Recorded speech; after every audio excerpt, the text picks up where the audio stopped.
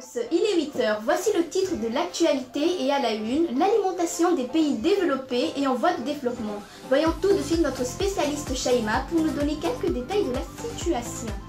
On voit ici la consommation d'alcool dans les pays développés est plus élevée que dans les pays non développés. C'est exactement la même chose pour les fruits, les divers, l'huile, les légumes, l'œuf, les fruits de mer, les produits laitiers, le sucre et la viande, sauf pour les céréales qui ont les mêmes consommations, et le taux de légumineuses qui est plus élevé dans les pays peu développés.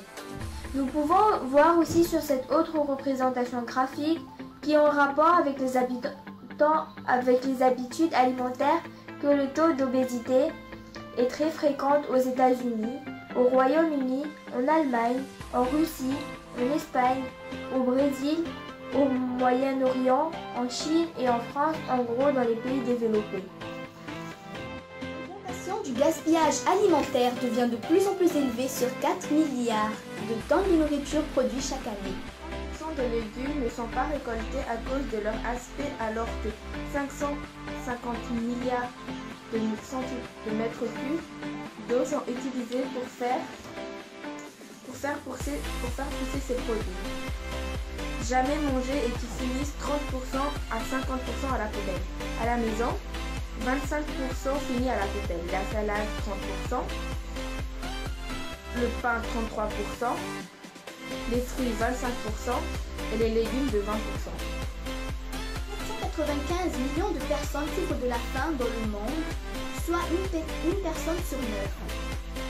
La grande majorité des personnes souffrant de la faim sont en développement, où 12,9% de la population est sous-alimentée.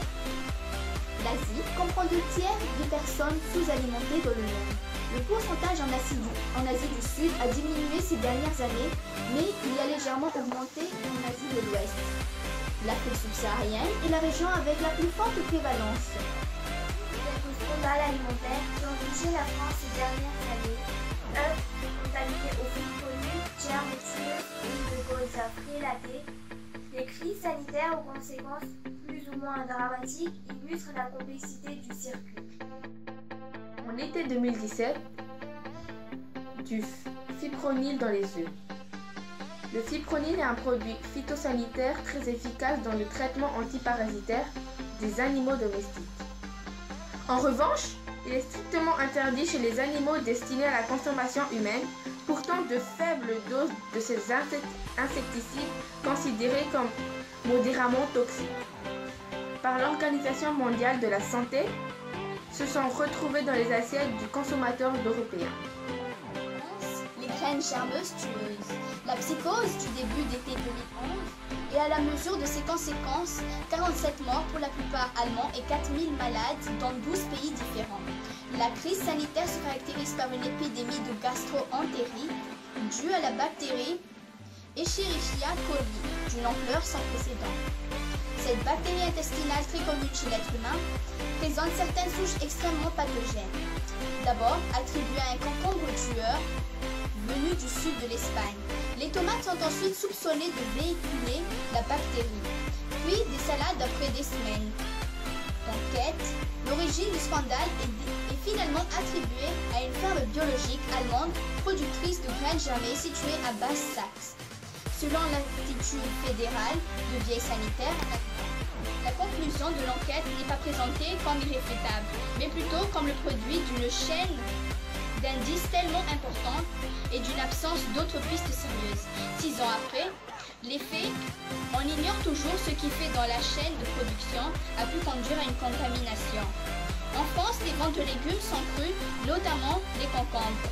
S'effondre les commissaires européens chargés de l'agriculture et de la santé bloquent une aide de 200 millions pour couvrir les 70% de pertes. En 1980, l'huile de colza prélatée. Cette intoxication alimentaire reste l'une des plus graves du siècle, avec près de 1000 morts et de 25 000 personnes malades, dont 5 000 handicapés à vie. Des huiles de colza contenant l'aniline, en théorie renversée à l'industrie, avaient été vendues comme huile de table sur les marchés. Pendant pendant des années par de petits entrepreneurs véreux, ils furent condamnés à de lourdes amendes après des années de procès.